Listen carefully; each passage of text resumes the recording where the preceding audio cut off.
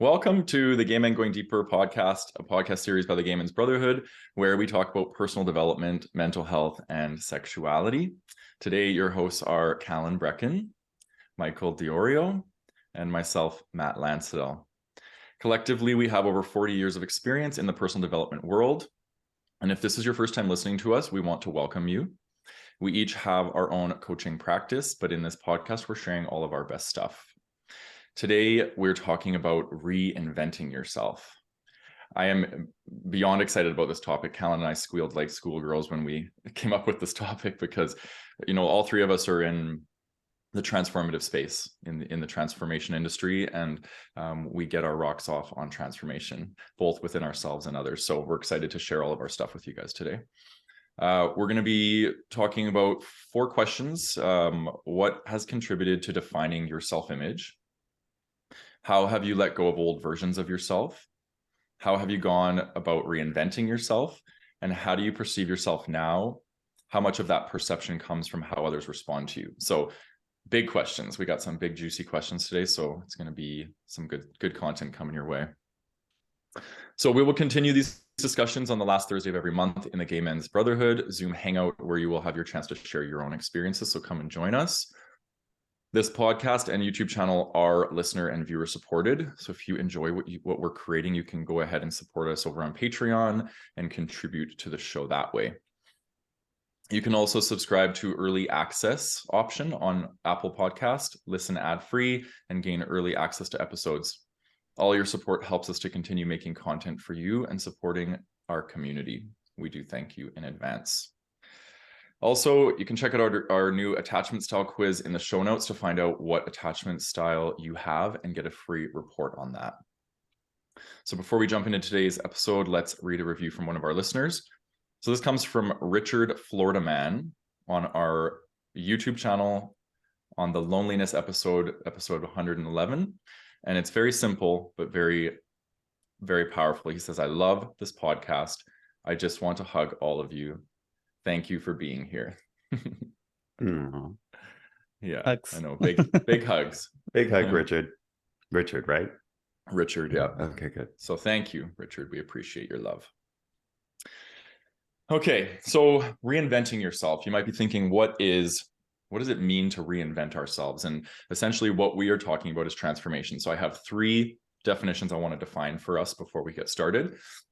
The first one is transformation. So transformation is a change in the appearance or character of something or someone, especially so that that thing or person is improved. So when we're talking about reinventing ourselves, we're talking about us having the perception that something has been improved. We've reinvented it and we've become a better version of ourselves. That's the definition of transformation. Next definition that's important is self-image. Okay, because this is what we're transforming. We're transforming how we view ourselves or how others view us. So this self-image is the personal view or mental picture that we have of ourselves. Self-image is an internal dictionary that describes the characteristics of the self, including such things as intelligence, beauty, being ugly, talented, selfish, kind, any of these sorts of things of how we describe ourselves or descriptors that we have of ourselves.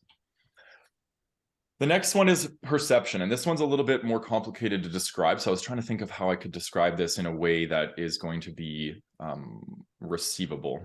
So I'll give it my best shot. So most people believe that there's a collective reality. There's one reality on this planet, and it's like when something happens, we all perceive it. We all perceive in this one reality. Some people believe there's multiple realities. Some people believe there's multiple universes. But for the simplicity of this episode, we're going to be coming from the notion that there's one collective reality. Within that reality, there is, 8 billion people on this planet. So there's 8 billion realities at play here. Okay, this is why there's so much division on the planet. So many people thinking so many different things, is because we all are filtering our realities through the perception that we have, which is that's what a perception is. It's how we view a reality and the meaning that we make of that reality. That becomes our reality. So why that's important to note is that our reality around us is going to strongly influence how we view ourselves. then that leads to self-perception, which is essentially self-image, right? We have this image that we see ourselves, or that how others see us. We begin acting in certain ways. We get reflected back to us by the people around us in the ways that we want to be acting. So everything, it's kind of like one big stage, right? Life is kind of like one big stage, and we're all like actors and actresses on this stage. And it's important to understand how we're showing up in the world and how we view ourselves, because it'll definitely make it easier for transformation to take place when we do understand how we're showing up, or at least how we want to be perceived as well. So the good news about all this is our perceptions are constantly changing, right? Of reality, constantly. So our perceptions are constantly changing of ourselves as well. So that's the beauty of this. And I think that's why we wanted to have this episode today, is because transformation, although challenging, it's very possible, and we're always shedding skin, and we're always rebirthing throughout the course of our lives. So we want to share some tips and tricks on how you can make this process a little bit more seamless. So I'll give you guys an example when it comes to us as gay men. So internalized homophobia.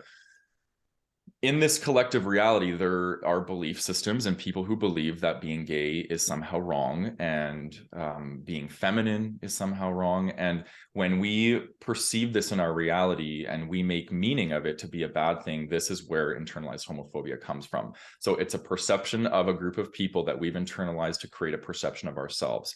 And that's why it's internalized homophobia, because we have it inside of ourselves, because we have yet to make peace with the healthy perception for gay men, which is that being gay is natural, normal, and we were born this way.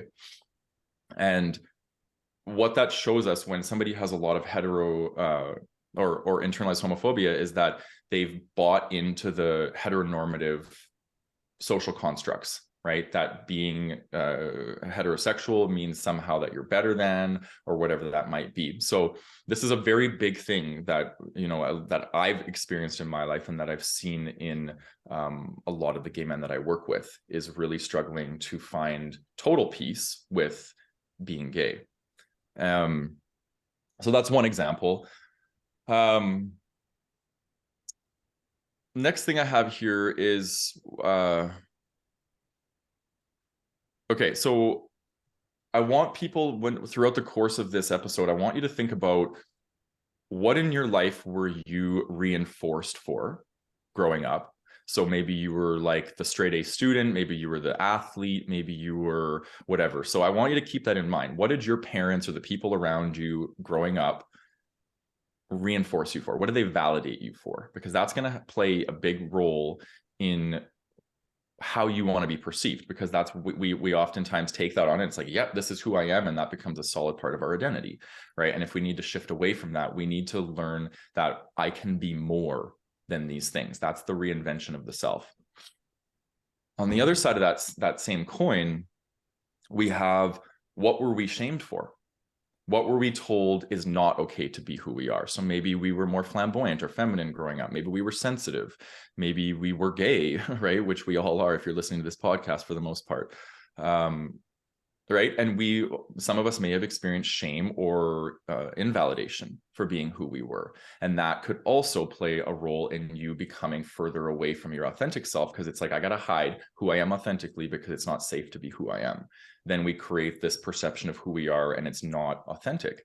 This is completely my story. And this is why I wanted to share that, because a lot of my healing has come from moving away from who I'm not and more towards who I am, and finding acceptance for that.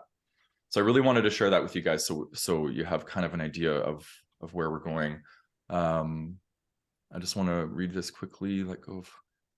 Yeah, okay, I made that point. So yeah, so let's hop into the first question. What has contributed to defining your self-image? So I'll let whoever wants to jump in. Calan can start this time. I did last time. I was gonna pick Calan, but I was like, why do I feel like y'all are both looking at me?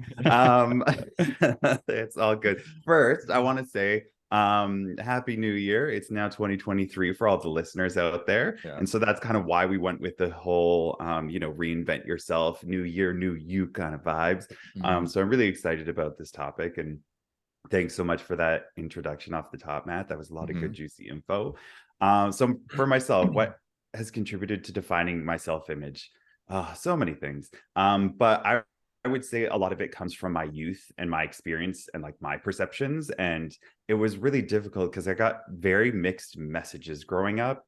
My mom was very like trying to break the cycles. And so she kept like words wise, she was really good at telling me like I could do whatever I want, I could be whatever I want when I grow up. And she was good at that and kind of like trying her best to like give that inspiration of like, you can do this, it's okay, and to go for it. But logistically, there was no, like, she didn't know how to then support that. It was like, or we didn't have the resources because we didn't have any money. So it's not like she couldn't physically do anything. She just like planted the seeds of like, you can do things. So I had that on one side of the coin. And then on the other side of the coin, I had my dad, who was not very talkative at all and didn't graduate. My mom and dad, neither one of them graduated high school. And I think he just kind of like got by. And then the partner he chose to be with, she was a very negative person. And so she was the opposite of my mom. She was like, you're not going to be anything. You're not going to do anything. Anytime I ever shared dreams or inspirations, she was always like the laughing, cynical, like, ha, good luck with that. Like that was the energy. And so it was like two sides of this coin. And that's why I like to spend more time with my mom, because my mom made me feel good. She made me feel like I could do things. But then over here, there was this reinforcement of like, you're not good enough. You're never going to be good enough.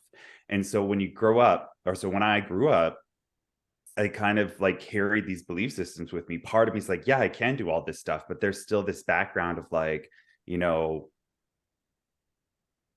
once you're, kind of like, once you're trailer park trash, you're always going to be trailer park trash, like that kind of energy to it.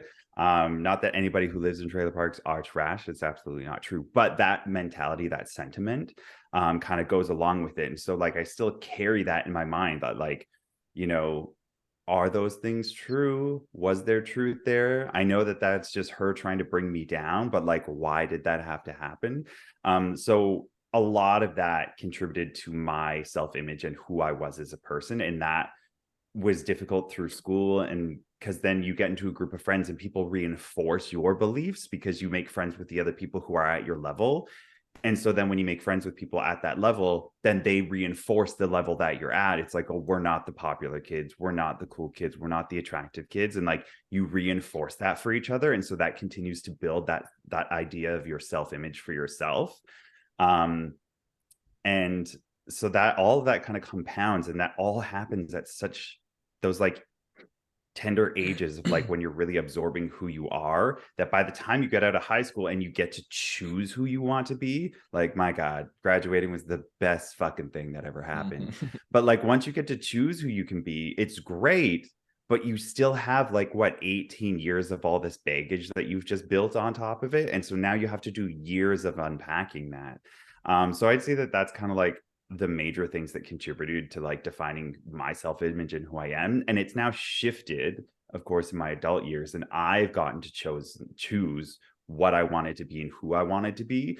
But it's still, that stuff still carries with me of like, if I'm approaching a client or I'm trying to do something where I'm thinking like, oh, I'm getting too big for my britches, like that energy still comes with me of like, oh, but this is who you are. And like the little child self comes out like, you're not good enough. And I'm working really hard at changing that. And actually 2023 is my year of fear. I'm committing to like, if it scares me, I'm going to do it. Because like lately, I guess the pandemic kind of kept us all small. And now I'm like, okay, enough of that. It's the year of fear. Let's like tackle things and take things on. And so I'm going to actively work on this year, switching and changing a lot of these perceptions and just doing a lot of science experiments throughout the year to see like, I want to do this, but let's do the scary thing and see what happens. So yeah, so that was a long-winded a self-image. But what about you guys? What about you, Michael? Ooh, well, my gosh, this episode could be like probably 3 episodes. We could probably divide it into 3 if we really wanted to. Great questions. And already there's so much that you guys have said that I want to touch on. We're all very similar in some of our own ways, which, I think is interesting. But the way I want to answer what has contributed to defining your self-image. Okay.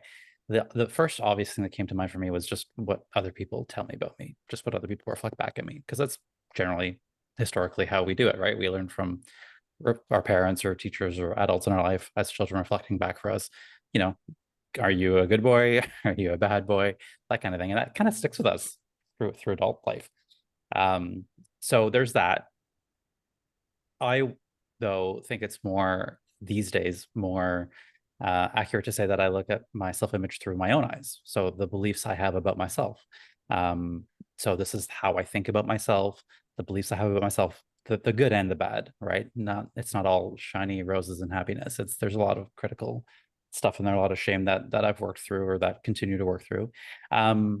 The skills I have, my achievements, my past, that's a really good point. Looking at ourselves, defining ourselves by our past, it can be useful, but I think it actually prevents reinvention, because I think part of it is letting go of that past version of you, which I know we're going to talk about.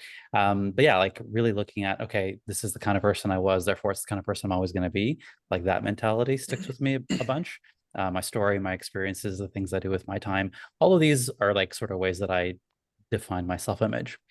However, I think the most useful and the one that I coach and the one that I try my best to honor when it comes to self-image is using, and I've talked about this on the podcast before, but it's worth mentioning again, this concept of past self, future self. So I am now today a combination of the Michael who got me here, my past self, and the Michael that I am becoming, the future self. So how I like to think of these two people are, past self is the guy, the Michael who got me to where I am now. So I want to thank him. I don't want to shame him. He's made some mistakes, yes, but we don't judge him, or at least I try not to judge him for the mistakes he made. And I think of that, sometimes it's like a little boy version of me. Sometimes it's the version of me that was like, 2 weeks ago. But either way, it's this past version of me that got me to where I am. So that's part of it. Absolutely. And then on the other side of it is the future self. This is the Michael that I am becoming. The way I imagine him is empowered, wise, courageous, kind, strong, really in his own element. Whereas I think past version of Michael was strong, but he didn't know how strong he was. And I don't think he utilized his strengths. And then all that combined is me where I am now. So I'm a combination of this man I'm becoming, this man that I was, living in the here and now, making decisions. And so that is, I think, the way that I like to teach it. And it's the way I try to live it the most of the time. But also I want to make room for the fact that, yes, of course, my self-image is also defined by the way I think about myself and how others think about me. So that's my answer for that. And I'm going to go back to this past self, future self quite a bit on this episode. So, take notes. Yeah, I love it. I love that concept. And it's like almost like looking through the rear view mirror is like a great reference point to like, okay, like this was, because, it's funny. I have a lot of shame sometimes when I look back at like old pictures of me. I'm like, oh my God, I can't believe I wore my hair like that or whatever. So it's always this contrast. And for you, Calan, I really resonate with the year of fear. For me, I'm framing it as courage, the year of courage, because I'm doing the exact same thing as you, and I really want to solidify my growth mindset, because I think I've been dancing between fixed and growth, and I want to fully just get into a growth mindset where I can try anything, do anything, and not be terrified of failure. So yeah, we're on a similar trajectory there. I love that. Mm-hmm. All right, so I wrote down a few things here. What has contributed to defining my self-image? So the first one was, well, the first part of my life, I would say up until about 2 or 3 years ago, has been very externally motivated. So how I defined my self-image was very much about how people responded to me. So that was a big one. So that really fueled how I wanted to be seen, which is the second thing. So how people responded to me and how they showed up around me really influenced how I defined myself. I wrote down how to look or how I look and how I feel. These are two really important things, because I think how I looked has been a huge factor of how people respond to me. People have like validated me for my appearance, for being masculine, for being athletic. Even in my family system, it was very much like I grew up playing hockey, riding dirt bikes. Like I was very much like an athletic kind of masculine kid. And I always had this like shadow of femininity, because I think this real person of who I am, like my most authentic self, is more governed by femininity. I'm very nurturing, very loving, very kind, but I kind of suppressed a lot of those parts of myself because I was afraid of being seen that way. So I think the overarching thing for me that defined my self-image was shame, believe it or not, because I tried to not let the world see the parts of me that I had rejected or split away from. And I had to be very controlled, very composed, very stoic, very serious. Like I took on all of the programming of the masculine energy. I would say not even the masculine, I'd say the wounded masculine energy, because I wasn't connecting to the part of me that that appreciated and enjoyed femininity. It was very much a split from that. So yeah, I'll leave it at that. I think most of the meat of my questions are going to come down into the other three questions. But yeah, so just to recap it, how people respond to me was a big one. How I want to be seen, how I look, and then similar to actually what you said, Michael, like how I feel is now where I'm at. That's a big influence of my self-image now. Is I'm very much about energy. It's the energy of who I am, and I'm learning how to be expansive, and that I can be the masculine and I can be the feminine, and I can dance between the two. Even in an hour I can dance between the two. So I'm not putting a lid on myself anymore. I'm letting myself express whatever the moment wants to express. So it's taken me a lot to get to this place, and I'll share that throughout the episode. But question 2, how have you let go of old versions of yourself, Calan? Well, I kind of instantly in this moment, I just thought of this meme that I saw on Instagram where it's just like, it's like astrology. So it's like Aquarius, and there's this person laying in bed with their eyes wide open, and there's like a quote thinking about like, oh my God, that thing that happened 12 years ago. And like, you're just like, it's like 3 a.m. and you've just woken up and you're like, oh my God, that thing. And so I can't say that I fully have let go of past versions of myself, because I don't do that to the extreme, but like there'll be things that will pop into my head. I'm like, oh my God, like from 100 years ago. I'm like, do people still think about that? Are people still yeah? And it's just, I guess maybe that's just human nature. Like we just constantly think of the weirdest shit and go over the weirdest shit in our heads.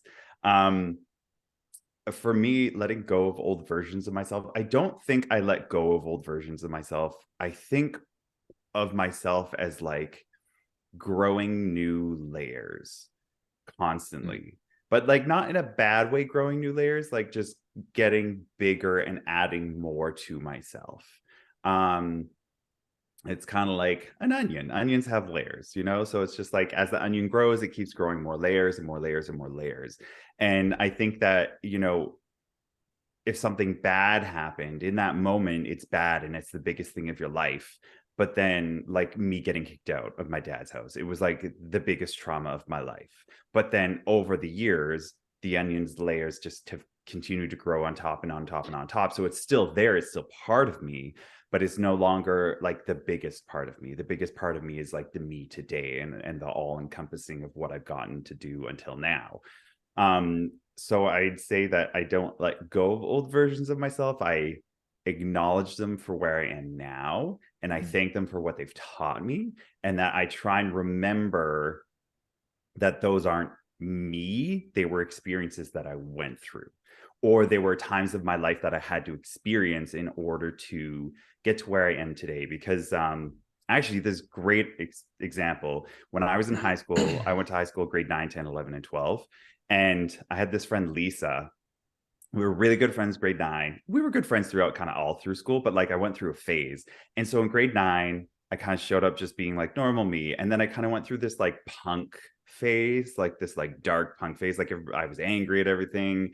And then like parent stuff and like just like being a mess. And so then I went through this dark phase and hung out with like not the good, like the best people I could have been hanging out with. And then by the time I got to grade 12, I kind of had slipped back into like grade 9, like just I am me. And that was kind of just a phase that I had to experience of being like, oh, I'm doing all these things. And I ended up stealing something from 7-Eleven one night. And I don't even know why I did it, but I did it. And then I was like, because that's what everybody I was hanging around, like, that's the kind of things they did. So I was like, well, I got to kind of be like them. And then I remember my dad picked me up, and I didn't even get grounded or anything. I just remember him being like, this isn't who you are. And I was like, well, you don't even know who I am, because you aren't even like, you don't even show up for me in my life. So it's like, not like you're teaching me anything. And then that kind of did start this like, oh, but do I really want to be this person? Like, is this the path I want to choose? And then by the time I got to grade 12, Lisa came. I remember she was like, oh, it's like you're you again. Like, you went through like some stuff and now you're back at being you. And to me, that was just more layers of the onion, so that I could say, I've experienced that. I've done that. I don't need to do that again in my life to figure it out. And I kind of say this sometimes to, like, guys who are curious or going, like, kind of have this mentality that they're like, well, maybe. I always say, if you want to try things sexually with people, do it when you're younger, and do it when you're not in a relationship, and get it out of your system, because at least you're not going to have it in the back of your head going, what if, what if, what if? And I think that a lot of my life has been that. I'm like, you know what? I'll try the thing and I'll do the thing and I'll go through the experience, so that I'm not sitting there at the end of the day going, what if? Because to me, that is like the worst. Like, I go down rabbit holes with what if. So I'm like, I'd rather try it, get it out of the system, see if it works or not, and then come back around. So that's what I'll say about like old versions of myself and how I implement them into my life now. But what about you guys, Michael? I love the onion analogy. I have another one that I use, but I think the onion one actually gave me pause to think about it, because I think that's right. I mean, like I was saying earlier, the past self is always there, and there's an element of honoring it, but also like letting it go in terms of bringing it with us into our future. So the analogy that I like to use, because I'm a plant daddy and I've always been into gardening, is pruning. So anyone who does any kind of gardening or anything knows that pruning is a really big piece of it. You have to like trim back the tree or the bush or the flower to help new things grow, and that's part of how it goes. And because I see so much of like our human experience tied into nature, that's how I kind of think of letting go of old versions of myself, as I'm pruning things for the purpose of allowing new things to grow. So that's just my little analogy there. But when it comes to our human brains, I think it's important that we remember that our human brains don't want to change. Even when things are on the outset not good, they still would prefer oftentimes to stay the same. I mean, yes, we want to change, we want things to get better in one part of our brain, but the sort of reptile brain wants us to stay very much the same. It wants to conserve that energy.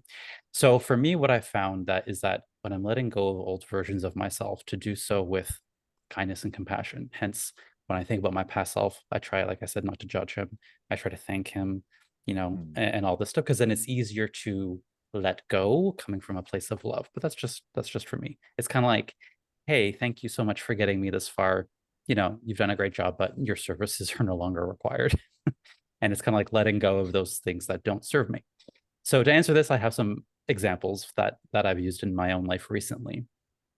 And I'm going to talk about my reinvention that I'm going to mostly talk about today is from going from my corporate subservient employee to completely changing and becoming an entrepreneur life coach, which is what I'm doing now. So that's my most recent reinvention. So I'm going to use a lot of those examples. So in that, again, there's the past self and the new self. I'm going to give you guys some examples of what the old and the new. So the old was not enough. I'm not enough. I'm not good enough. I'm not smart enough to do that. I'm not, I'm not good enough to be an entrepreneur. All the not enough stories. Changing that to I am exactly enough, right? Like I'm exactly where I'm supposed to be. I'm exactly the right person to. Instead of the who am I to, it's the I am Michael. I am the right person to. The old me didn't want to take up space. I was, Matt, to your earlier point, I think rewarded, maybe not, maybe that's not the right word, but I was rewarded for being a good little boy and not taking up space and not making a fuss and just being told to do what I do and be a good boy. And that was me. I was a good straight A student, good kid, did all my stuff until about high school. But anyway, so that sort of stayed with me. Even in the corporate world, I was a really good employee. I did what I needed to do, got my work done. So it was kind of like a not wanting to take up space, but as you guys know, as an entrepreneur, you need to take up space. You need to get over that, right? So now it's still keeping my humility, so humble enough to know that I'm not better than anyone else, but still wise enough to know that I have a lot to offer and I add value. And so that's the place I'm in now, or that's the sort of new. but I had to let go of this like super humble to a fault. Oh, I don't want to take up space. I don't want to cause a ruckus. Another way was living on the sidelines of my life. So kind of passively just going with the flow of my life versus really taking ownership and having a sense of agency and autonomy over all my choices. When you're a subservient corporate employee, that's you're rewarded for kind of letting other people call the shots and you just do what you're told. Being an entrepreneur, very different. You're calling the shots. You got to take that responsibility. So another one would be feeding my excuses and indulging in the I don't know how. So the old Michael was like, oh, I don't know how, I'm not going to do it. That's it. Let's watch Netflix. Versus now, it's like, okay, I can figure this out. Like I gotta, like my dreams are worth this. My life is worth this. No more bullshit. I'm gonna figure this out. I'm not gonna quit at the first obstacle. Let's do this. So that has been a big shift for me in the past, let's say 3 to 5 years. Really taking that ownership and learning to. It's my life. It's my career. It's my job. It's my income. Like I'm in charge. There's no one else who's in charge here. And then the last one would be, and I've talked about this a lot too, is the running away from discomfort. Even up until, recently, anytime something scared me or felt uncomfortable or felt like I didn't want to do it, I would either numb that feeling or run away from it. And we've talked a lot about that, which, I consider to be an emotionally immature response. Like just run away, don't bring it on. Whereas now I'm leaning into this discomfort. I call that emotional maturity, learning how to deal with if you're doing exactly those things that, you have to do, I think, to get that life you want, and realizing that it's worth it. So one thing I've noticed in my experience, and I think for anyone out there listening who does want to do some kind of reinvention or change their life, I'll say this. If your life is already pretty cushy and comfortable, like mine was, it's going to be really hard to change because, again, you're going against your programming. I think that if you have a good life, it's going to be really hard to take on all of the work and all the shit that has to come up to go through a reinvention. So it's going to be really hard to let go of the old version if things are already pretty good. That's why I think a lot of people need to hit rock bottom to actually make changes in their life. They have to go through the worst of it in order to bounce back. So it's actually, I think, at least in my experience, harder to do when things are actually pretty good. I had the cushy corporate lifestyle. It was really hard to give that up and let that version of me go. But I had to do it because I had to give up the good life to get the great one. And I would say now my life is great. Before it was good. Now it's really great. I gave up a good job for a fucking amazing job that I love, that satisfies me in so many ways. I gave up the comfort of that, cushy lifestyle and the benefits and all the nice things that came with it for the opportunity to blow my own mind and see what I was capable of as an entrepreneur.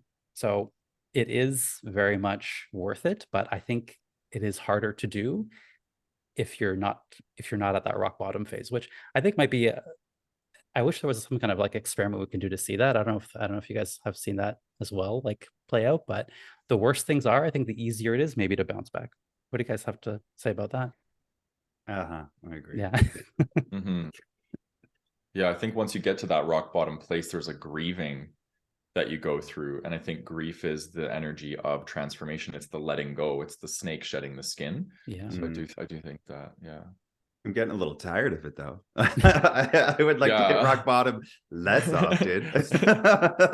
Yeah. Less peaks and valleys. Yeah. That's been such a signature of my whole life, is peaking and valleying. And I'm just so done with it. Which is just, it's a sign for me that my psychology there's been a lot of repression and a lot of shadow work that needed to be done, because the peak and valleying for me was my shadow wreaking havoc in my life because I wasn't integrating it. Right. And that was fucking painful, man. It was such painful work doing that. I think that's, when I talk about letting go of old versions of myself, it's like shadow work was the self-awareness piece. Doing the shadow work was me seeing the version that needed to be let go of, right? Because it's like, oh, I'm so tired of my relationships. They're so shitty. I'm attracting all these losers, blah, blah, blah, blah. Well, the shadow work is, okay, well, let's take responsibility. Why am I attracting these people, right? And look at my own psychology, my own subconsciousness, and see what it is about myself that is attracting these people into my life, and why do I need them? right? So that's been a big part of it. And then I think once I knew what needed to be let go of, it wasn't so much like, I agree with what you said, Calan. It's not so much a letting go of, like a just like forgetting, putting a cap on it. It's like disidentifying with it. You know, like this, for me, the psychology that I'm currently identifying with is the current version of myself. That is the reinvention, right? It sits at the forefront. That's what I'm grabbing onto when I have experiences right away. And I feel like when we do let go of old versions of ourselves, we're not dipping back into old pools to define who we are. We're in the pool that is at the forefront of our consciousness, which is the current thoughts we're thinking. And I do want to make mention that our current thoughts we're thinking is influenced by the subconscious. And that's why I think this work is deeper than just changing the way we think about ourselves, right? Which is a very cognitive behavioral model of treatment, which is effective to a certain degree. But I do think we need to get at some of the deeper underlying stuff that is influencing us on a subconscious and a conscious level. And for me, that was shadow work. That was embodiment. That was grieving. And, you know, I think it goes even further for me because I'm now learning how to identify who I am based off of an embodied state of being, which is my energy. And I'm identifying less with the stories of who I am, which is my thoughts, right? My thoughts are always trying to tell me that I'm this, this, this, and this, which I'll get to in question 4, how I perceive myself. My energy is usually opposing that. And that's maybe the peak and valleying as well, is that this energy of who I am is very different from the thoughts that I've accumulated in the stories that I've been telling myself my whole life about who I am.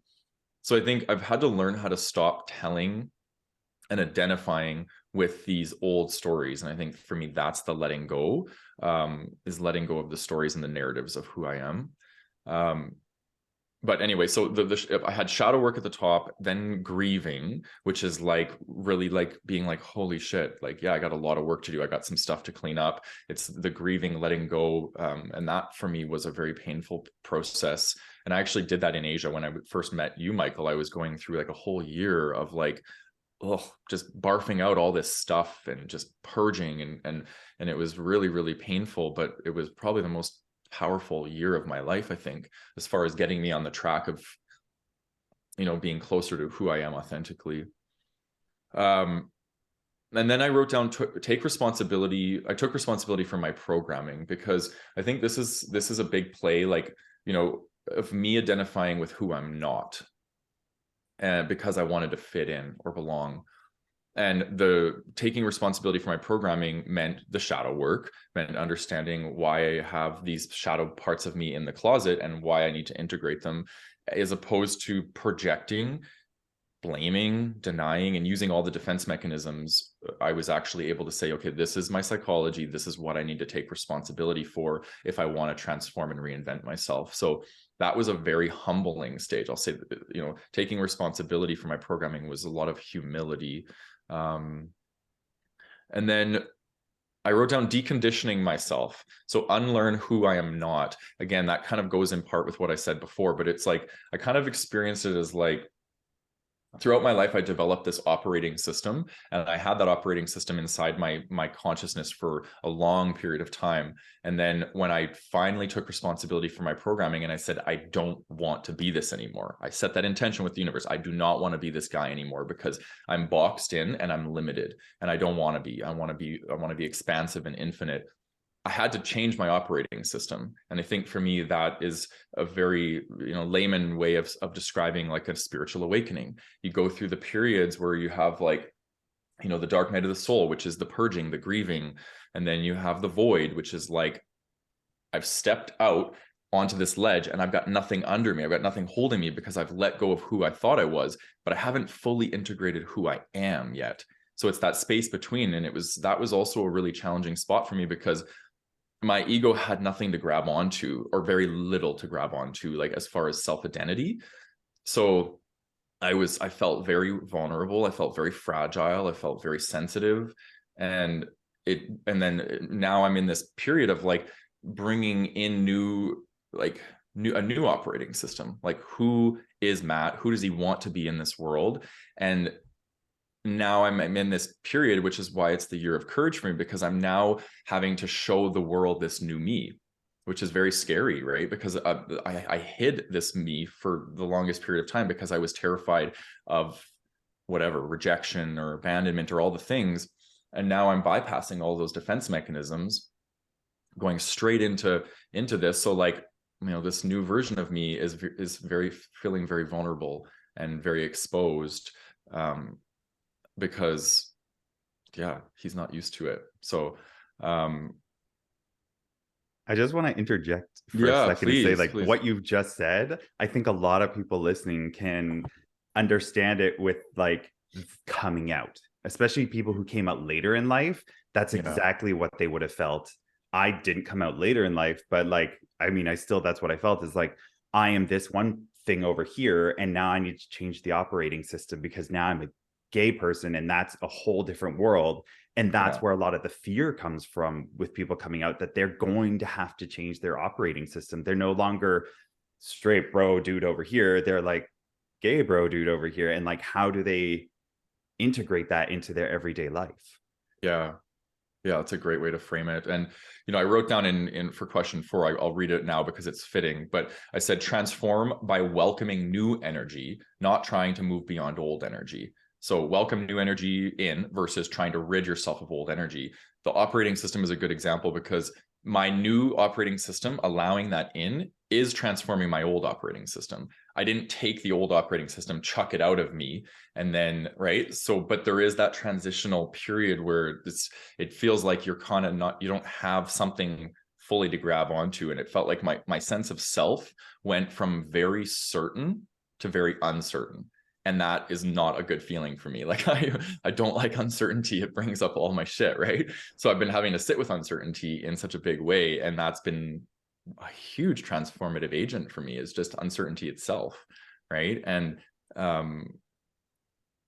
putting myself out there throughout this whole process. Like I get a lot of nerves before doing these episodes, and more so just in the last few months, it's felt really almost like crippling to a certain degree, because I'm like, there's a part of me that it's like I'm changing and I'm not quite sure. Like, I feel like my sense of self is so open right now that I'm not quite sure who I am.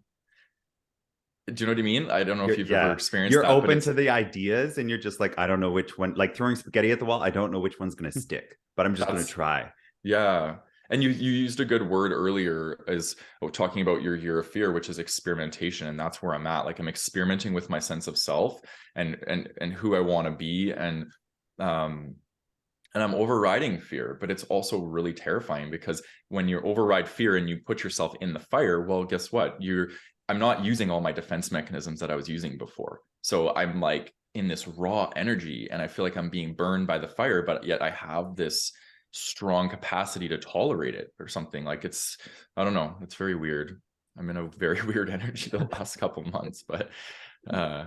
It all makes sense, because like think about like, operating systems. When you update your computer, people fucking bitch and moan and complain when it's a big major update, because I don't fucking know where anything is anymore. They changed this, they move it over here. And like that's the same with life. When you're upgrading your system and switching parts of who you are, that's going to happen. You're like, I don't know where this piece is anymore. I'm going to have to relearn this. And that's why there's always such an uproar when there's new updates, because people are like, I don't know. And it's like, that's the point. You need to learn and you need to grow, but you can only do that if you don't know.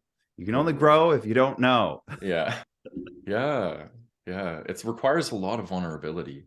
That's what I'm noticing. It's like a whole new layer of vulnerability. I thought I understood vulnerability, but I'm learning another layer of it. And I'm like, this one's big. So that's the whole part of the future self, right? Like the future is unknown. So you have to embrace the unknown if you want to get to some point in the future. If you want to just keep living your same old life, that's fine. That's your choice, but it's not going to require much of you. And it's just going to be the same old thing on repeat. Totally. Right. And that's the cushiness you were talking about, yeah, Michael. Exactly. Yeah. And then you keep revisiting the same old patterns of suffering. That's what I was doing. And I'm like, it got to the point, and that was my rock bottom. I'm tired of suffering through the same fucking shit. And I'm like, I'm done. I'm exiting the loop, and it's going to be terrifying, but I'm going to do it. Right. And I'm creating a new loop. So yeah, we'll see what comes of that.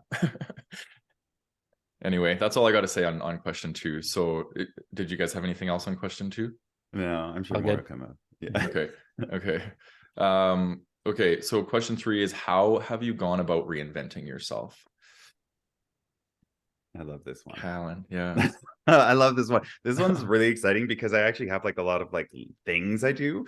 So not every new year, but pretty consistently from like a long time ago. I remember my friend Jade.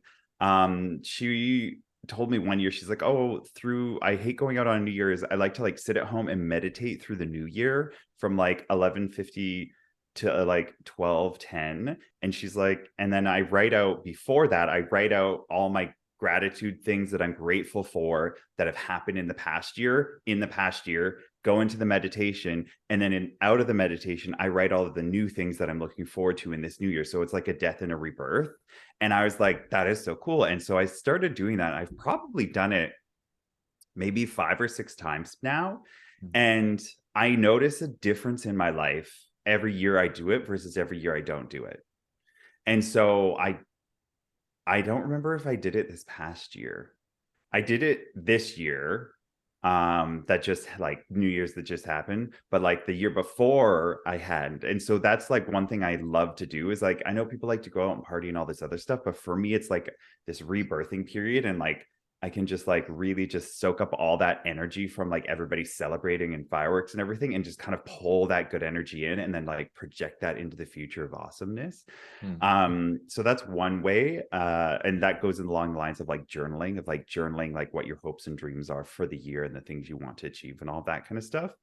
Other ways that you can reinvent yourself is like, I like to take on James Clear's advice on this is that shift and change it's not just like this big boom all at once kind of a thing. It's like little by little, 1% at a time.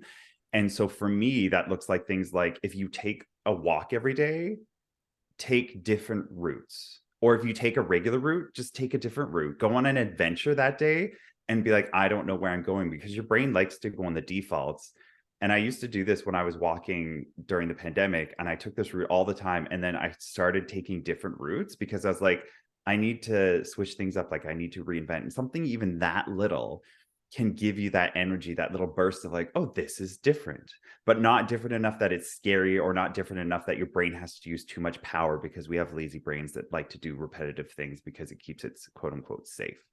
Trying different foods. You can try different food that you normally don't do, like switch it up. I just signed up for, what is it? The food delivery. Because like I would always go to the grocery store and get the same thing and get the same thing and the same thing, same thing. And so I signed up for one of these food delivery things and I just tried it out. I'm like, you know what? Let's give it a couple weeks. It's got big discounts at the beginning. So if I don't like it, then I'll cancel later. But I'm like, let's try something different. Let's see if this makes my life better and improves it or takes it away. And if it's in the budget, and like calculate the budget without getting this, or calculate the budget with groceries, and like how it all comes together, and just try something different that way, or do something you'd normally not do to see what happens. So this is going on my year of fear, and I call it the year of fear because I'm like tackling fears that I have in my life, because I'm really good at pretending that I don't want to do the thing because I just don't want to do it. But really behind the door is fear. It's like, I'm fearful because I don't know the outcome, or I don't know this and I don't know that. And so even though I'm an introvert and I like being introverted, even things like being invited to a party, the fear of not knowing that exact group of people, or it's not my normal group or something like that, I'd like be like, oh no, that's fine. Like I'm going to have a quiet night in myself, like self-love. But behind the scenes, it's really the fear of like, oh, what if I, this, that, or the other, and just kind of see what happens. So doing stuff like that, these are all ways and little ways that you can go about reinventing yourself. And I like to think of myself as a scientist and like get really curious about it, because I'm not just going to go and do these things. I need to put like the scientific hat on, be like, let's do science experiments and get curious about these kinds of things. I play in a dodgeball league, and my first year I had to sign up for that. That was reinventing myself in the fear, because I'm not a sporty person. I'm not an athletic person, but that's also stuff I tell myself. And now I'm changing the story on that because I've done it for a few years. I'm like, I love doing this. Maybe I want to do other sporty things because I've gotten over that hump of that fear. And I'm now more curious about what the possibilities are. Or even like going to the gym. I need to start changing my story around that because I've built up these beliefs and these stories to make myself feel better about not going because I didn't like it. And I now need to switch that and tell myself the story of like, maybe I am a gym bro. And that's not a bad thing because I need to start shifting in order to be able to go, to put myself into the energy of going. Because if the story I keep telling myself is, I don't like the gym, but I have to go, I'm not going to go. But if I now switch and tell my story going, you know, I really do enjoy like going to the gym. These are the reasons I like going, and start looking for the reasons that I like to, it'll be able to create that habit, but it's little by little by little that it needs to be built in. But all of these things are ways that you can reinvent yourself in little ways and start just like doing science experiments. Cause that's the only way I've been able to do it, is just do it little at a time, science experiments, and like just kind of keep pushing your bubble of comfort slowly but surely further out and out and out. What about you guys? I'm curious. Yeah, I love the idea of the experiment. Shout out to all the gym bros. I'm a gym bro, I guess. I love it, but I did it in very much the same way. Just as an aside, I used to hate it. I used to have to go, feel like I have to go because this is what people do, and I've completely shifted it very much in the same way. So yeah, I love this track you're on. I love looking at things as science experiments. It kind of takes the drama out of it. Yeah. So yeah, really good. Okay, so how have you gone about reinventing yourself? Well, I'm going to answer this since it is relatively in my recent past. You know, as I was saying earlier, this reinvention of me from corporate employee to, you know, entrepreneur, successful entrepreneur. So I think for me, it was very much intentional. So there's two ways you can reinvent yourself. One is unintentional, kind of just happens, life happens to you. Next thing you know, 10 years later, you're a different person. So for me, I think of, you know, my gay identity. I was a shy, quiet little boy in my suburb when I was growing up. And then, you know, 10 years after being in Toronto, not even like 5 years after living in downtown Toronto, I was very unapologetically gay, out, proud, sexually liberated, like, you know, glitter bomb of sex and fun things, which is great. But that happened very unintentionally. That was just a result of my surroundings and all that stuff. I didn't mean for that to happen. It just kind of happened. What I'm talking about here, though, is the very intentional. When I lost my job, I had a very clear decision to make. I could continue going down this corporate world, which I had already been in for, you know, 15 years or so. I had lots of contacts, built up all that good stuff, or I could do something different. I could rebuild my life from the ground up. It was scary, not the wise choice by any means. Everyone was like, why would you do that? That's a terrible idea. You already have this, and this is so safe. And what about your house? What about your market? And blah, blah, blah, all of the what ifs, right? So obviously I made the choice to not go back into the corporate world and to try to forge my own path as an entrepreneur. It was a clean slate, literally brand new page for me. So this was very intentional. I took some time off. I didn't go back to work. I didn't start my business right away. I took probably about 6 months to just figure shit out for what I wanted to do. I did my coaching certification in that time. And yeah, I rebuilt my life from the ground up, and it worked. I'm a very different, very, very different person then than I am now. I have a completely new mindset, new habits, new achievements, and very importantly for me, a new lifestyle, which is what I wanted. I am literally living the life now that I designed for myself in 2019. And that blows my mind. There is something so satisfying about that. And I consider that my reinvention. This is my reinvention. I'm living it. Now, that's not to say, when I say life by design, that sounds very nice, but that's not to say that there weren't wrenches in the plan. I was not expecting COVID. That was a wrench in my plan. I was not expecting to be in a relationship. I was in my mind, in my future self mind at that point, I was just going to be single forever, which happily single forever. Not in like a negative way, but just like, yeah, I don't need a boyfriend. I'm just going to be single and have fun for my whole life. That was my thinking. And I wasn't expecting the GMB. I wasn't expecting the Gay Men's Brotherhood. I wasn't expecting you guys. I wasn't expecting this. This was not in my business plan, but here we are. So all of that stuff happened, and you have to like, so when you do a life by design, of course, things are going to happen that you don't expect. And that's part of it. I think that's why I like that element of experimentation that you talked about, Calan, because it kind of goes into that too. A wrench gets thrown in. That doesn't mean you quit. It just means, okay, here's a wrench. How are we gonna deal with it? So that's really, really useful, I think. But this reinvention, it's easy to look at it now and say, yay, it was worth it, and I did it and I made it. But let me tell you, it was very hard. It was probably, in terms of the most challenging thing I've had to do, probably right up there, top 3 of my life. Because I had to literally imagine and believe things about myself that I had never imagined or believed before. I never saw myself as an entrepreneur. I never believed I could market myself, put myself out there, ask people to pay me to coach them. Like, what? I'm not that guy. Like, that's sticky. I'm not that. But I had to completely redo my entire self-concept. I also had to give up, those excuses like, I don't know how, and someone else will do it for me, like we talked about earlier, right? Like I was like, no, this is you, Michael. This is your job. Not in the corporate world. I can be like, oh, that's that department, or accounting will take care of that, or my boss will take care of that. No, it's all me. So that's really hard. And that brought up a lot of my fears.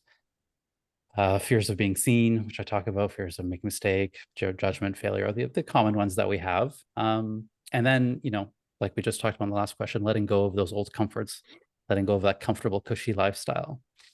So that was really hard, and I'm happy I did it, and it was worth it. And it's not to say that it was easy, but I want to talk a little bit about how, because y'all know I love a good step-by-step process. And it's so much easier, by the way, to tell you the step-by-step process after having done it. If I wrote out the step-by-step process before, it would look very, very different.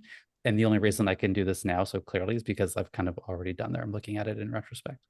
Okay, so the first thing is, yes, having the courage to let go of anything that isn't working. Kind of like we talked about, letting go, like looking at your life, what's working, keep it, what's not working, that's got to go. And then for me, I very intentionally decided the future I wanted to create.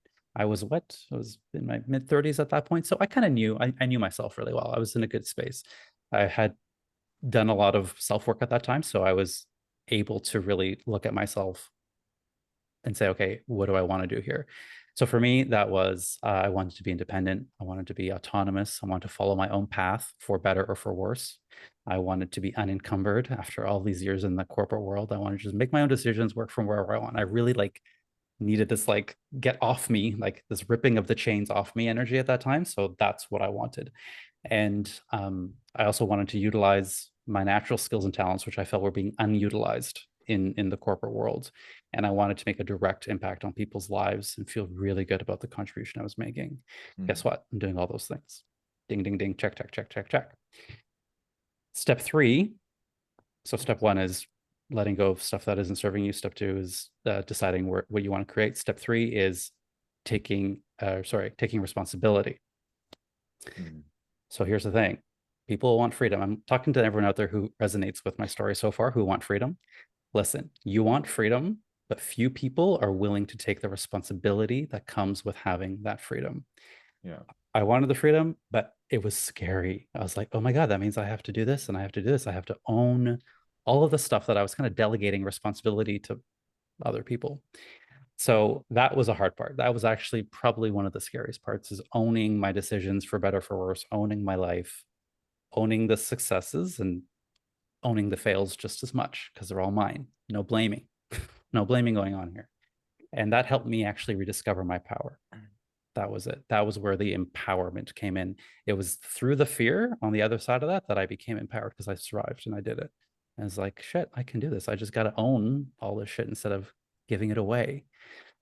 So step 4 is maybe an obvious one, but you got to take the action, my friends. You got to show up each day and do it. You got to show up and learn. I had to show up and do my coaching certification. I had to show up and do the studying and doing my practice hours and learning how to build a business. I had to show up and put myself out there, even when I had nobody looking at me or watching me or nobody knew who I was. Still show up and do it. Just fucking do it. And the final step is my favorite one that I talk about often, is have my own back. So no matter what, be kind to myself throughout. When you're going back to the old, remember, your brain wants to go back to the old, wants to stay comfortable, wants to do the same old thing. Gently bringing myself back, not from shame, which is very easy for me to go back into shame, but gently being like, no, Michael, no. We're not going there. We're going this way. And just having more fun with it. So those are my steps. That's my 5-step process for how I did it. Again, I can only say that because I'm looking back. And you might think the best part of this all is that I did it. But honestly, the best part of it now is now that I have done it in my own way, helping other people do that in their own lives. And I think that is so sad. It's like the most satisfying part of my work is watching other people go through the same, not necessarily the exact same story, but their own reinvention, their own life by design, whatever they want. We start with the same process, where do you want to go? And then once they start doing it, and like, me being there as the guide or the coach, like to see that transformation happen. And I know you guys would agree, it's so satisfying and so beautiful. So I'll leave it with this. For anyone out there who feels even slightly inspired by this, consider the fact that there are things about you that you don't even know about yourself. That part blows my mind too. Like, if old previous Michael could see me here today for being on a fucking podcast, like, what? I would never do that. And just doing all the things I'm doing, it would blow his mind. And I think that's the most exciting part. So that's, in a big nutshell, my Michael's reinvention story. I love it.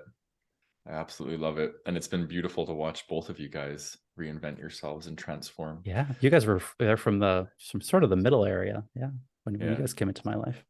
Yeah, totally. Yeah. And it's funny. I wanted to respond to what you said, Calan, about being a gym bro. I worked as a personal trainer for, I guess, 3 years as a kind of a detour to take a break from counseling. And believe it or not, the hardest part about being a personal trainer was changing the way people perceive themselves as a non-gym goer. And the gyms are very intimidating for like a lot of people, right? So when they go into these spaces, they're comparing themselves and they're like, oh, I see him as a gym bro, but I'm not. And then they just give up, right? So to push through that is huge. And I'm actually going through the opposite. I'm deconditioning the gym bro mentality because I over-identified with it, and I haven't gone to the gym for 3 years. So anyway, just thought that was you can take my energy and I'll take yours. We'll do a little energy, meditation energy of like, okay, let's swap this energy. Yeah. Yeah. But that's a perfect example of self-perception, right? Like, when we stop identifying with the stories and thoughts of who we are, we're expansive. We're infinite beings. We can be whatever the fuck we want to be, right? That's the beauty of it. I'd say over-identifying, because I think it's good to identify to a degree, but not like balls deep over-identifying. Like, this is all of me. Totally. Well, and limiting yourself to your thought forms, right? Like, we're more than our thoughts. We're energy. We have emotion, like, right? And if we're just operating in the mental domain of who we are, like, it's going to be very limiting. So, which was me. Like, I'm a testament of what happens when you embody and you learn how to connect with your emotional world, your energetic world, your ethereal world. All these worlds are there waiting for us to tap into them. But most human beings are conditioned just to operate within their thoughts. So, okay, I got a long list here, so I want to get at it. So how have I gone about reinventing myself? Well, I think the first one would be for a big reinvention was to change my environment, because I am such a product of my environment that when I'm operating in routine, I love routine. And what I needed to do is I needed to pack up my stuff, put it in storage, and I moved to Asia and I abandoned my routine. So what does that force me to do? Well, it forces me to question everything about myself, my routines, my mental patterns, my habits. All of that was thrown off kilter. So I was forced into giving myself space to transform, right? I think if I'm staying in my comfort zone and I'm operating within these routines, I'm going to stay stuck in the psychology of those routines as well. So I had to kind of throw a stick in the spoke, and that was a big part of starting my transformation. Just changing my environment was huge. There's this big theme kind of in my life in the last few years, which is nonconformity. I've spoken about it on previous episodes. So I'm in an energy of challenging social conventions and institutions, and I won't take on things that aren't in alignment to me within society. I just won't. I refuse it. And that's been a huge way of me venting myself from a place of authenticity and not buying into, I'm going to reinvent myself, right? So everyone else will love me better. If that's the motivation of reinventing yourself, it's not going to be a healthy reinvention, right? It's going to feed into the people pleasing, the inauthenticity, and it's just reinforcing the very part of us that is inspired to reinvent ourselves in the first place. So that's been a big part of it. So that's taught me how to stop defining myself based on how other people respond to me, and more just on what I want, what I desire, what's good for me. Which is a scary space. It was a scary space for me, because I think when you are more on the divergent, you're diverging from the direction everyone else is going, you're getting reflected back to you all the parts. And people, a lot of human beings, whether we're conscious of it or not, we use shame to try and control other people's behaviors. So if you see somebody going in a direction that you don't feel comfortable or safe to go, you'll shame them to try and not get them to go that direction, because it brings up too much of your own shit. Right. So I've dealt with that. I've had people hurling unconscious shame at me, trying to get me not to be the powerful, self-expressive person that I am. And I've had to really move through that. Right. It's either hold the shield up and not be authentic, or be authentic and let the shit be hurled at you and just develop a tolerance to it. And that's what I've kind of done. So that's really helped me a lot.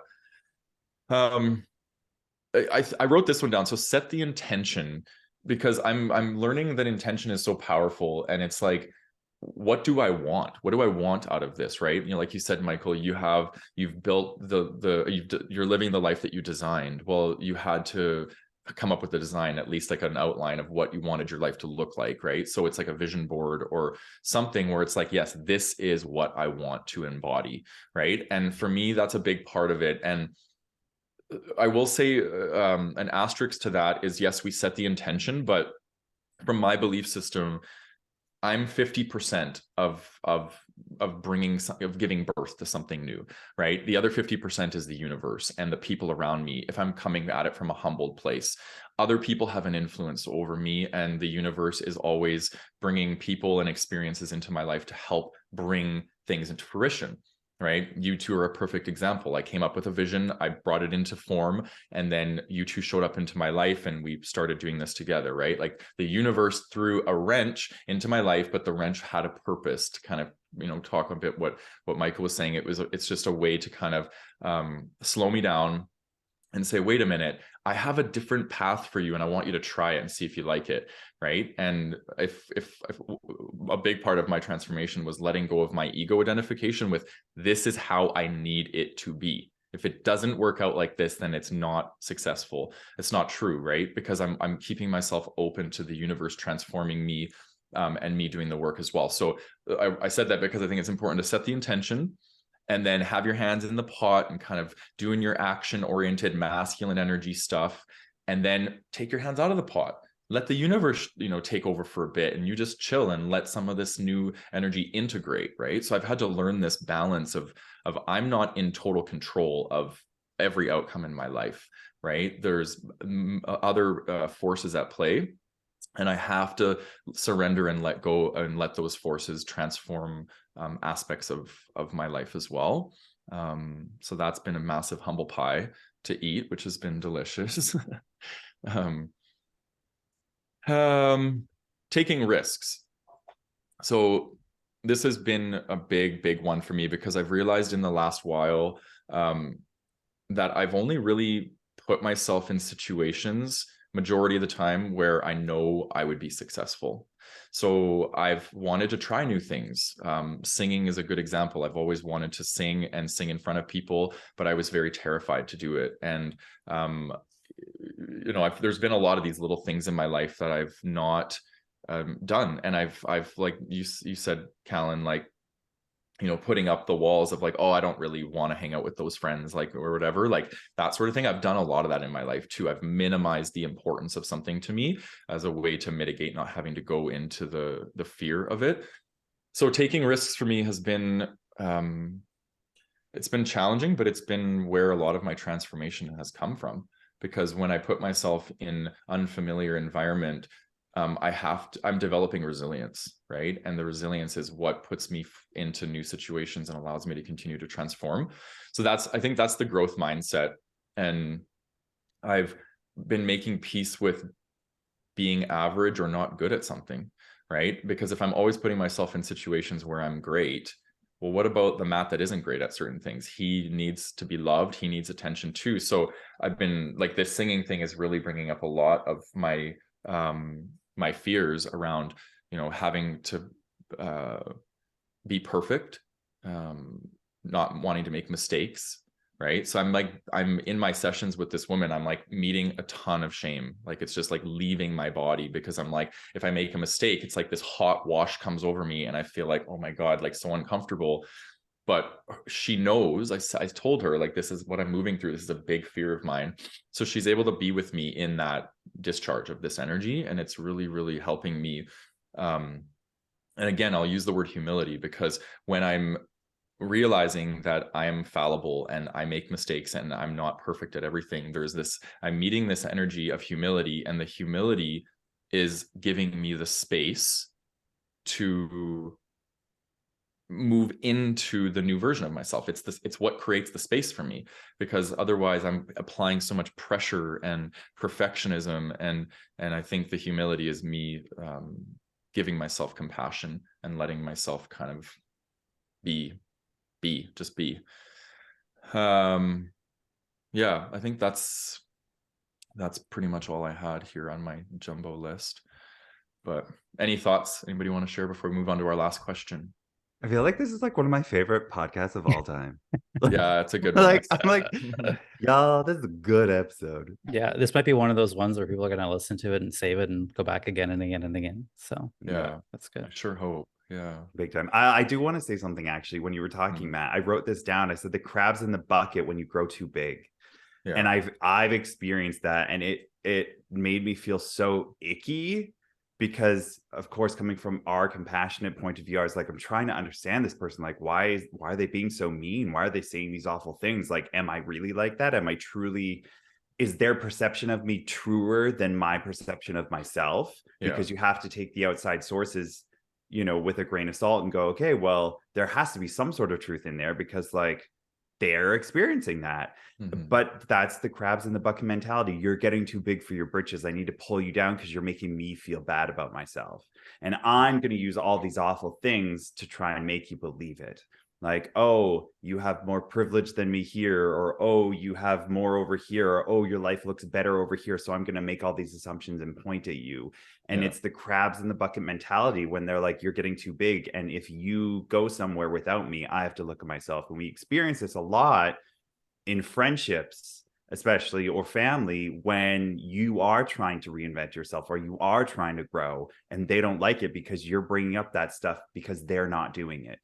And they don't want to do it. And the best way for them to do that is to bring you back down at their level and go, oh, okay, they came back down. Like, I don't have to work for it. Yeah. So just watch out for that.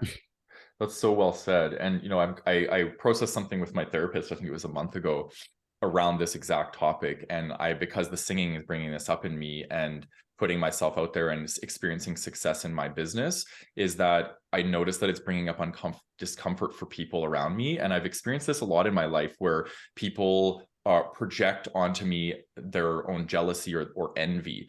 And they got to me because I started to dim my light. I wouldn't allow myself to be big and bright and beautiful, and I wouldn't share my successes with people. I kept it very contained because I didn't want to make people uncomfortable.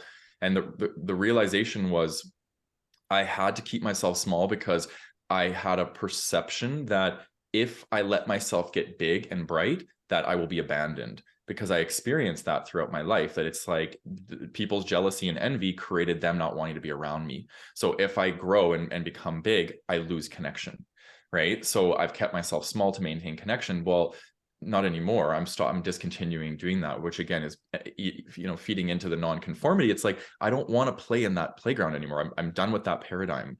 Like, I want to be elevated and let myself shine. And I want to be inspiration for people to do the same thing. And I want to hold my hand out and show them, this is how I did it. Like, come on, let's everybody get out of here. Right. And so it's a bit of a shift in mentality, and it's still quite new for me, but yeah, it brings up a lot of shit. Yeah. I wish we could all just let go of that, you know what I mean? And we could all just be, and I will say too, like I have that with people too. Sometimes I get jealous of people's success, and right, we all do it to a certain degree. So anyway, it's good to be conscious of it. Mm-hmm. All right. So how do you perceive yourself now? And how much of that perception comes from how others respond to you, Calan? This is an interesting one.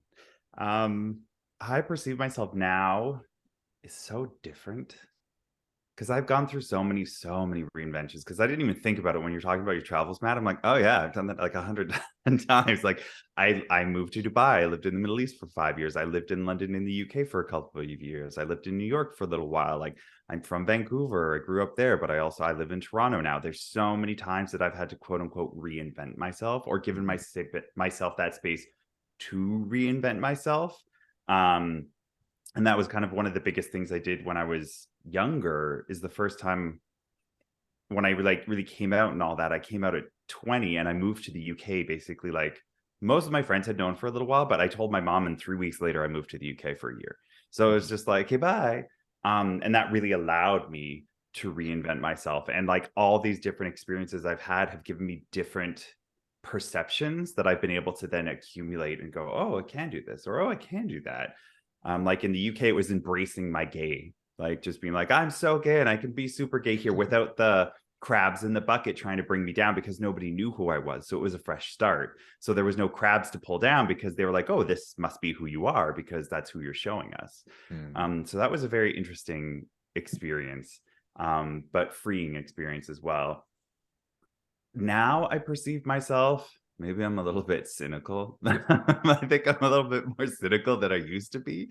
Coming in, I'm, turning 36 coming up here soon. So it's like I'm shifting into a different way of being and coming out of like okay, I've done a lot of the learning. Now it's acting. Now it's action, but like targeted action, and moving into the things that I want to do, like gym bro. Like I don't want to be quote unquote a gym bro, but I want to be able to be that person who can go to the gym and feel confident and comfortable there. And like that's the kind of stuff that I want to do. That's the kind of stuff that I want to have. And that's how I want to perceive myself, that I can do those things. Whereas I think I've told myself a story for a little bit too long, and I need to stop telling myself that story now, which is why 2023 is the year of fear. I think in regards to like going to the gym, that the reasons I'm doing it, I'm confident in because it's me, it's my body. I have, body issues, like physical medical issues that have stopped me from doing a lot of things. And even though that's not stopped, that's still a true thing for me. I'm not going to let it stop me from doing these things that I want to do, because I'm like, if this is going to be with me for life, I need to learn how to just deal with it. And like I've dealt with it, but now I need to learn how to like fully live with it. And so that's the kinds of things that I'm integrating into my, life and all the things that are happening now. And people are, the crabs in the bucket happened within this year and a bit. So that perception did come into me being like, oh, is this new person I'm moving into, is this really me? Or is this just this one experience this person had of me? But I think as an entrepreneur, I don't get as much interaction with a lot of the outside world as somebody in corporate. So a lot of my own stuff is my own inner world. It's not other people's perceptions. But I also take into account, like, if I wouldn't take dating advice from this person and take it seriously, I'm not going to take other advice from this person. Like, get that kind of a thing. Like you and like you two, I'll take serious your perceptions of me because you know me truthfully.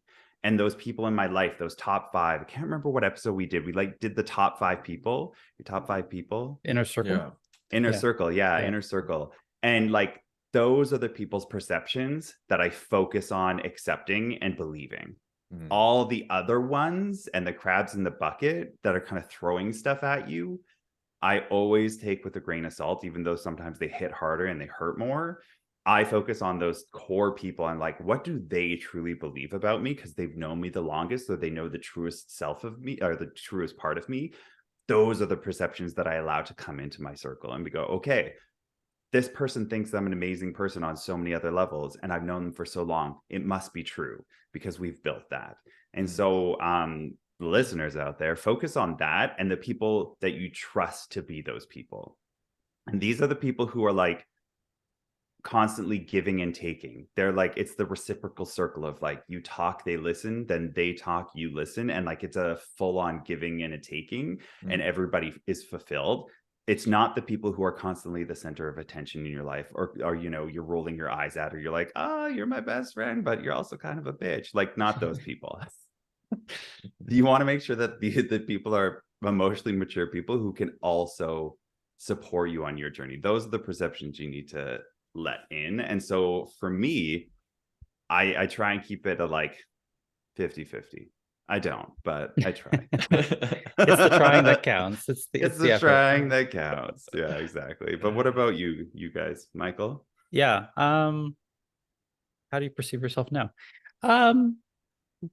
I'll use your onion analogy. I think that as I grow, there's more layers of the onion, and you know, I love it. I love it. I think it's the same future, past, present self that I talked about in the beginning. I still use that. I still honor my past self, work towards becoming the man I want to be, and you know, doing both of those in the present moment. But you know, really understanding that there are many, many sides of me, many facets of this multidimensional being that is Michael.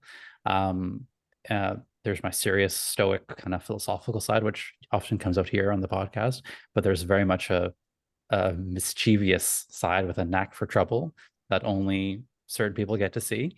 There's a very deeply spiritual side of me, and there's a sentimental side of me too, and many, many, many, many others. So I think, you know, I perceive myself in lots of different ways, and I think that's the fun of it, and that's the beauty of this human life that we all get to have, is we get to perceive ourselves however we want. It's fluid and it's always changing if you want it to be.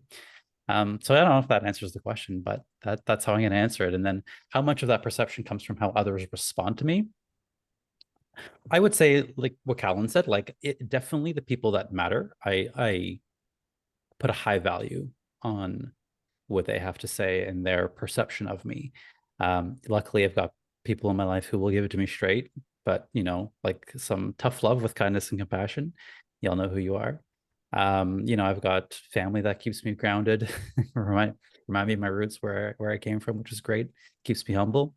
You know, I got a partner. So there are people out there who I look to, but then there's an element of not giving too much of that away to people whose opinions maybe I don't want to give as much value to. But yeah, there's a fine line. I think, Calan, you said it really well, so I'll leave it there. And actually, just want to say one totally off-topic thing, going back to the gym bros. I'm laughing every time we talk about this because there is one person I know in particular, LJ is his name. He works out at the gym that I go to, and every time we're there at the same time, he like runs over to me and shows me his phone, and he's listening to this podcast. Oh, yeah. So I know that he's gonna be like listening to this one day and like laughing. So just a little shout out to our friend LJ. Oh, I love that. Yeah, Hashtag that's really gym cool. bros. Yeah. That's amazing. Yeah, I have similar answers to you guys, and it's funny, Michael, you and I are so similar that way. I have all those sides to me. Geminis. Yeah, that's one of my words. I just came up with words, and dualistic is one of them. Like, I can be very sweet and I can be very not sweet. Like I have, and that's for me is I have an integrated nature. So I can be dark and I can be light. I can be both. And I think I spiritually bypassed, and I created a spiritual ego for a lot of my spiritual path, which was be love and light and only stay anchored in that energy. And I bypassed my darkness, and I just, yeah, like I've learned to bring my darkness to the table and be with this person, because we all have it as human beings, right? We all get jealous, we all get envious, we all get fear, shame, all of that, and that is the darkness of who I am. And I've learned to love that part of me, right? So I just wrote down some words here. I wrote down, I see myself as a nonconformist, a reformer of the planetary energy.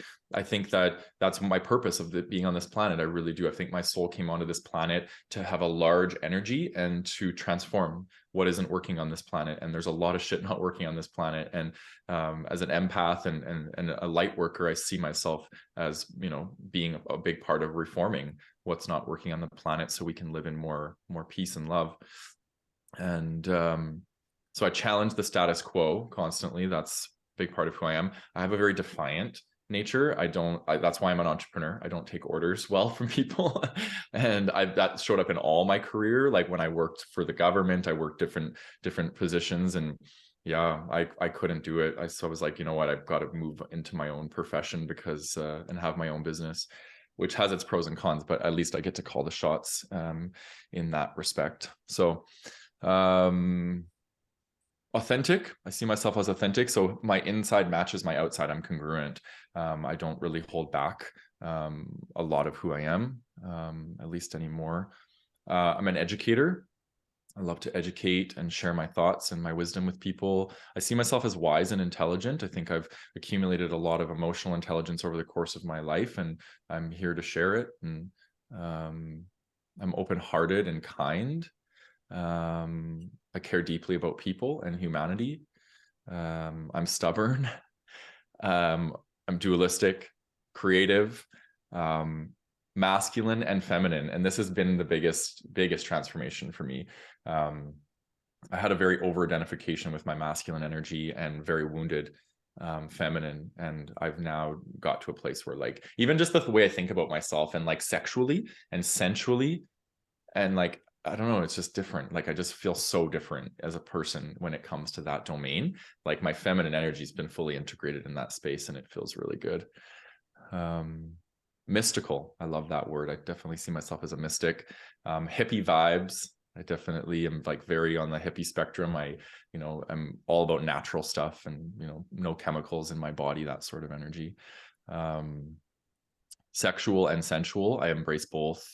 I have an intensity about me. I get this reflected back to me all the time. People think I have an intense energy, and I used to think I was too much, and now I realize I'm like perfect. You know what I mean? Like I'm not going to hold back my intensity for people. Always changing.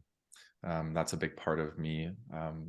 And introverted. So these are just some of the words that I use to describe myself. The list could go on, but those were at the top of my mind. And then to answer the second question, how much of that perception comes from how others respond to me? I'm learning less and less to be like that, but I almost kind of feel like I hit a bit of a ceiling because I don't think that we can let go of that fully. I've said that in previous episodes before. I think it's like I've just learned to really prioritize me, my energy, how I'm showing up. I trust myself. I know myself. And, so I don't outsource that to people consciously, at least. So but I know there is still a part of me that it's like if I'm doing something and people reflect to me that it's not good, like I'm a human being, right? Like I'm still susceptible to shame. I'm still susceptible to these things. But I sometimes ask, I'm like, well, do I want to let this influence my behavior, or do I want to push through the discomfort and rise above it? So who knows, right? Sometimes I will, sometimes I won't. So I asked myself the question, whose will do I want to serve? And for a lot of my life, it was other people's will. And now it's becoming my will. I want to serve my will, my wishes for myself become a priority over other people's. And then I will say too, like for a lot of my life, I've had this idea of like a mental audience, like, oh, if I'm transforming, or if I try this, or if I do that, like, what are they going to think? Well, who's the they in your world? That's a really important question to ask. Like, is it your parents? Is it other gay men? Is it who's the they? Who's your audience that you're performing on this stage of life for? And it's good to understand why you put those people on a pedestal and why you do. And it could be a good thing, right? It could be that, oh, because they're my people, they're in my tribe, they know me the best, and they're reflecting back to me my most authentic self. But it could also be that you're putting people on pedestals that just they're egoic serving. They're there because they're trying to serve who you think you need to be, not who you actually are. So I always want to really evaluate who my audience is and how much I'm letting their opinions of me influence how I show up in the world. So yeah, just good awareness. Yeah, this has been a long one. Any closing thoughts before we wrap up? I have one thing I want to add. Yeah, please do. Just for the guy or woman out there who is listening to us, and you're thinking, oh, well, it's easy for them to say, they're so young, they're in their 30s. Reinvention can happen anytime. You're never too old to reinvent yourself. You're never too old to change. So I work with several clients in their 60s and even 70s, and I will say they are the ones that inspire me the most. Ditto. One of my first ever clients, she was in her 60s, and like just watching the change that she went through, I was like, yeah girl, you get it. Yeah. It's for anybody. Yeah. It's never too late to reinvent yourself.